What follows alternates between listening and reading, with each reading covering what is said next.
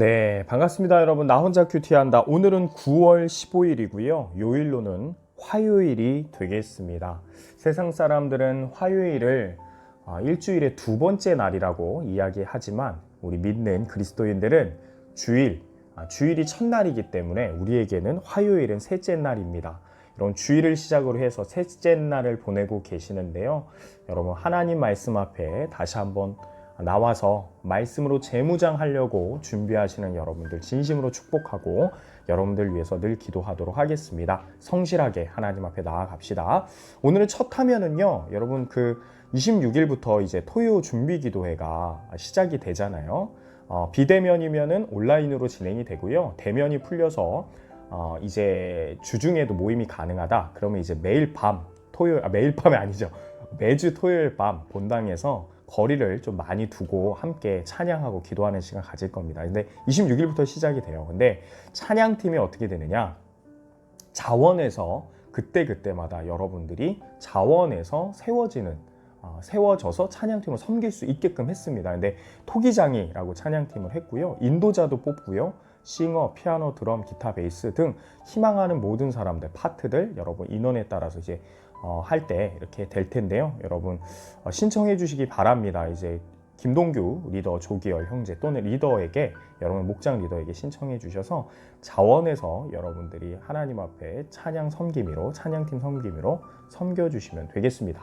자, 오늘 말씀 바로 볼까요? 고린도전서 12장이고요.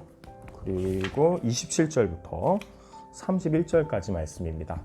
갈수록 우리가 더 잘 아는 말씀이 나오는 것 같죠.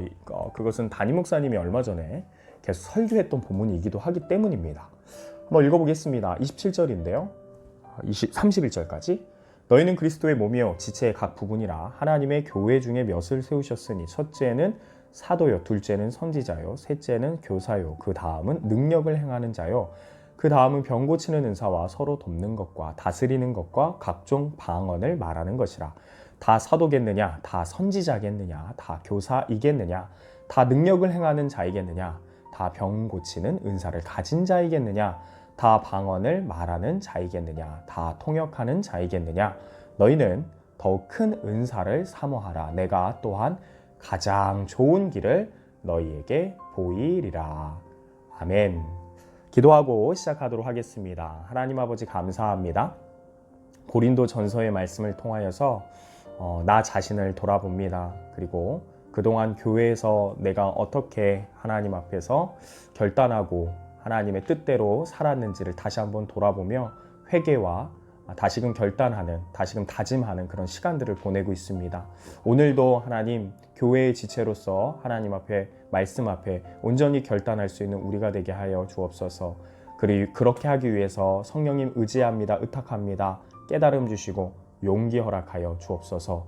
하나님, 정말 세대가 적당히 결단하는 세대로 계속 변해가고 있는데, 여기에 있는 모든 지체들은 하나님 정말로 진심으로 모든 것 다 내려놓고 하나님의 뜻에 올인하고 충성할 수 있는 결단이 새롭게 날마다 강하게 일어날 수 있도록 인도하여 주옵소서. 오늘 그렇게 되기를 소망합니다.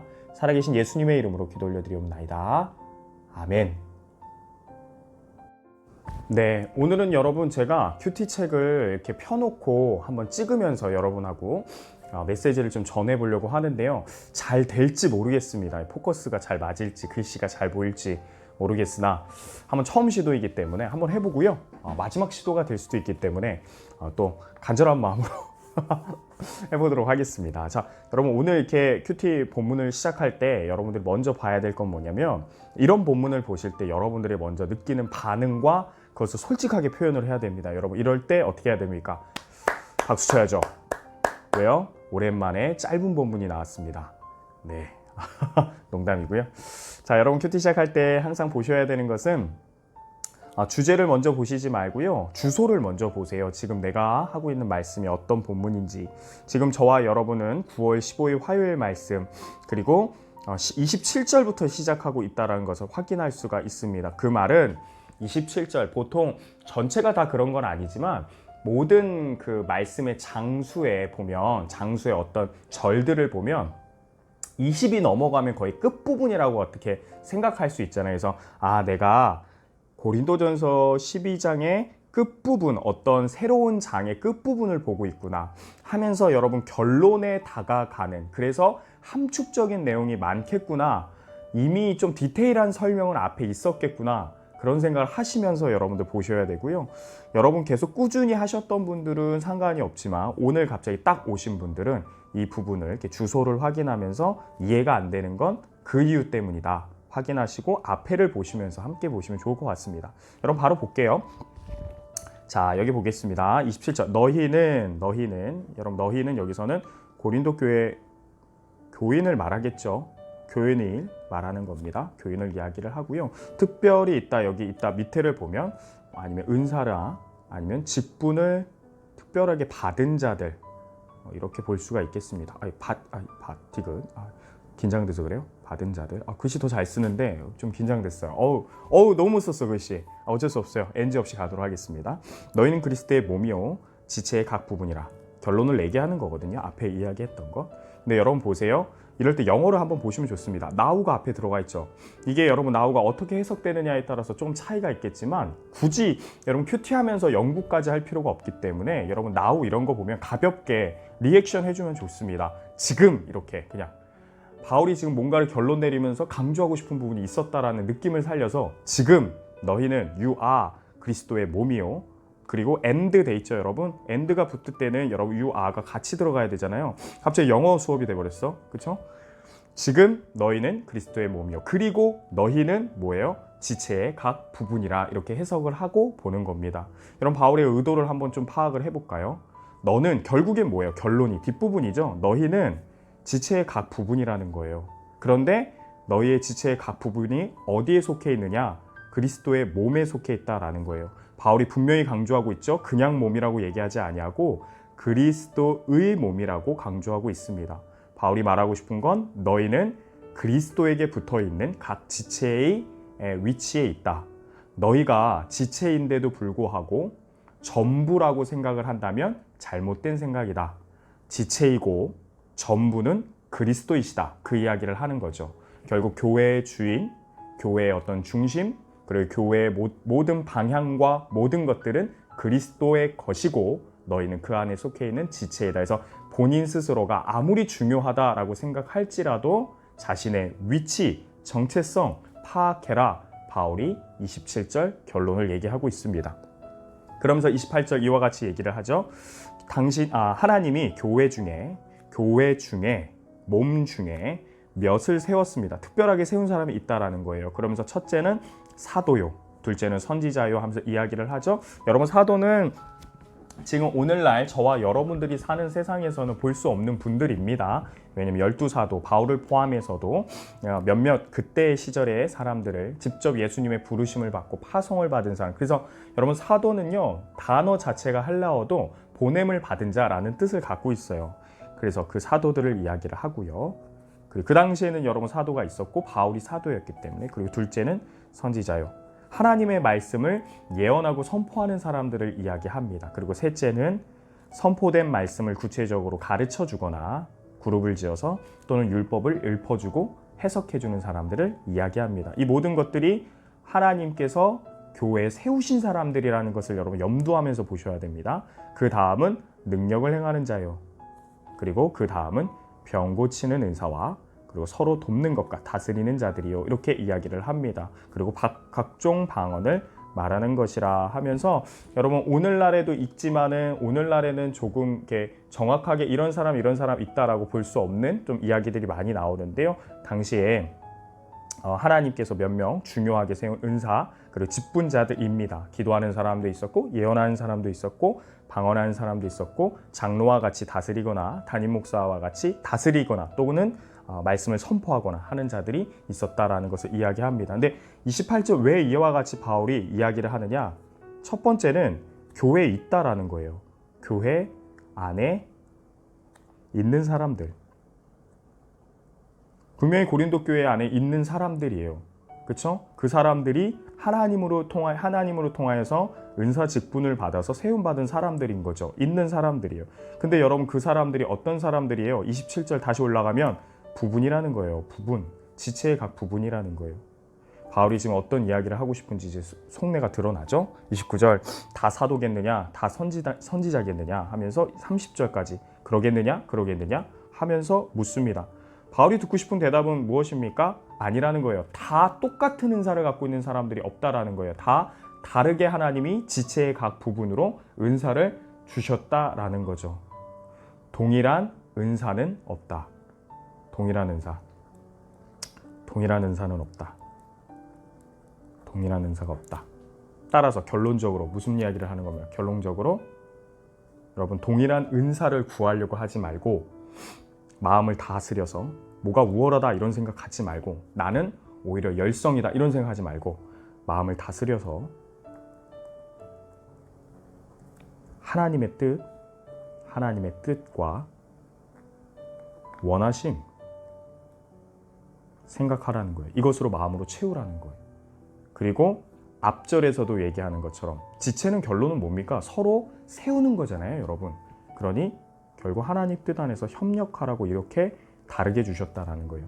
다르게 주심을 인정하고 그리고 받은 은사나 직분 받은 사람들도 교만할 것이 없는 게 그들이 각 지체의 부분일 뿐이라는 걸 생각하고 동일한 은사가 없기 때문에 내게 주어진 것들 뭐 불평할 필요도 없고 뭐 갈망할 필요도 없이 마음을 잘 다스려서 이 모든 게 하나님 뜻과 원하심대로 주어졌고 결국 협력해야 된다라는 하나님의 뜻을 이해해야 된다라는 것을 이야기하는 거예요.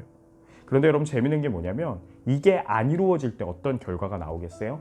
우리가 지금까지 본 것과 같이 고린도 교회 안에 있던 문제들이 그대로 나오는 겁니다.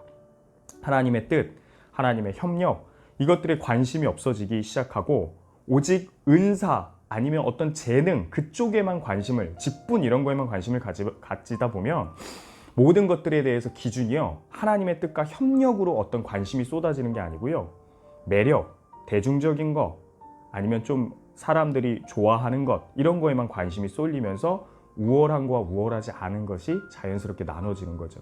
교만한 자와 그리고 억눌리는 자가 나오는 거예요.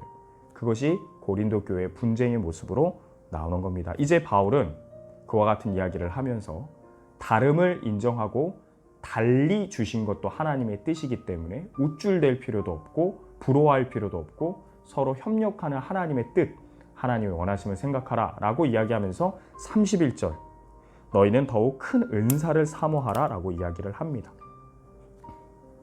내가 또 가장 좋은 길을 너희에게 보일 것이다 이야기하죠.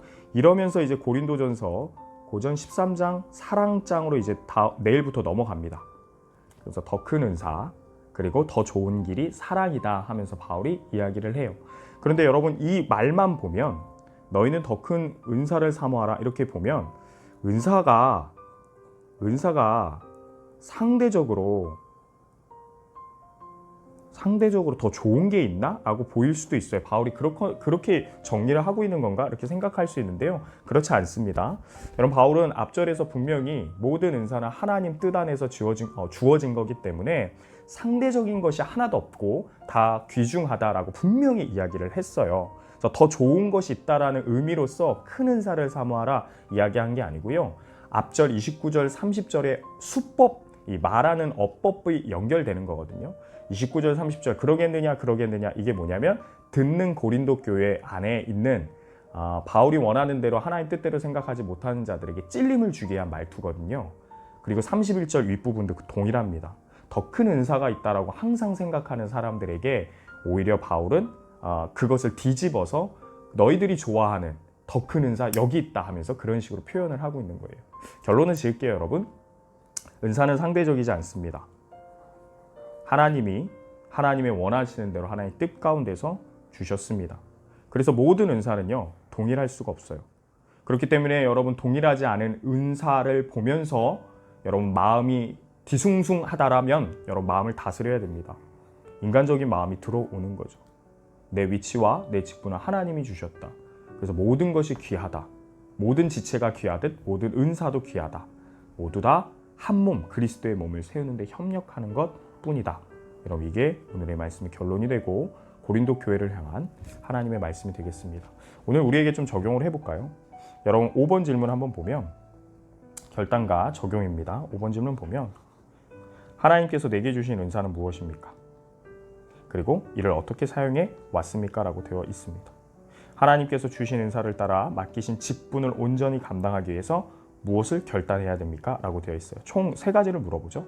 1번, 2번, 그리고 어떤 결단을 하겠느냐.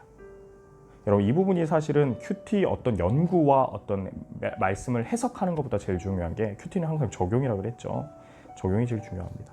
여러분, 3가지 꼭 하셔야 됩니다. 근데 여러분 생각을 해보세요. 우리가 전에는 그냥 은사 따로 생각했는데 고린도전서 말씀을 쫙 봤잖아요. 계속 보았잖아요. 그러니까 은사라는 걸 생각했을 때 그리스도의 몸, 다시 말해서 교회를 세워나가는데, 더 정확히 얘기하면 이거 쓰면서 하니까 여러분 제가 막 글씨 더 못 쓰는 것 같아요. 세워나가는데, 협력하는데 내게 주신 은사가 뭘까? 그리고 나는 정말 협력하면서 사용했을까? 누군가를 세우기 위해서 그리스도의 몸을 우선으로 생각하면서 하나님의 뜻을 생각하면서 했는가? 안 했다면 앞으로의 어떤 결단이 필요한가? 이렇게 조금 더 말씀을 생각하면서 여러분 적용해야 건강한 적용이 되겠죠? 여러분 적용해 보시고요. 꼭 기도하시고, 여러분들의 결단과 적용이 한 사람 한 사람이 눈에 안 보이는 듯 하지만 결국 우리 대흥교회 다니엘 청년부를 건강하게 세워나가게 하는 하나님의 일꾼된, 하나님의 쓰임받는 자들이 될 줄로 믿습니다. 여러분들이. 기도하겠습니다. 화이팅! 화이팅!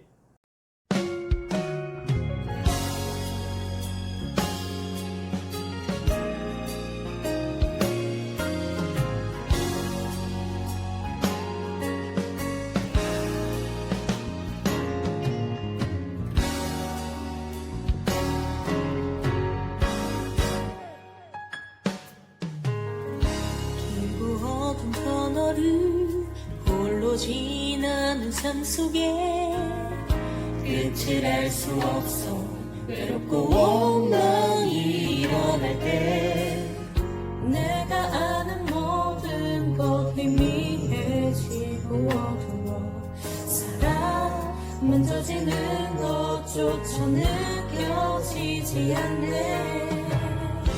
내가 아는 모든 것 옳은 확신이 없어도, 그게 가는 그 길 다른 길이란 확신 없어도, 보지 않으며 와서도 만지지 않아도 그대 가는 그 길 두려워 포기하지 마요. 힘을 내요.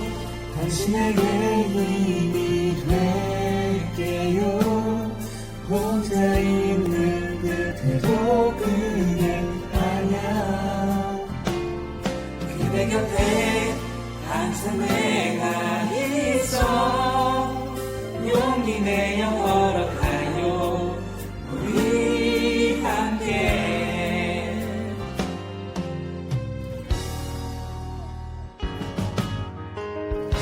아는 것과 그렇게 산다는 게 달라 힘이 들어도, 통과할 길이라면 가야 해요. 그 길이 길고 어두워도 함께 가는 날 봐요. 힘을 내요. 당신에게 힘이 될게요. 혼자 있는 듯해도 그게 아냐. 그대 곁에 항상 내가 있어. 용기 내어 걸어가요. 우리 함께. 멈춰선 그곳에서 주위를 만져보며, 멈춰선 그곳에서 누구를 불러보며, 그대와 함께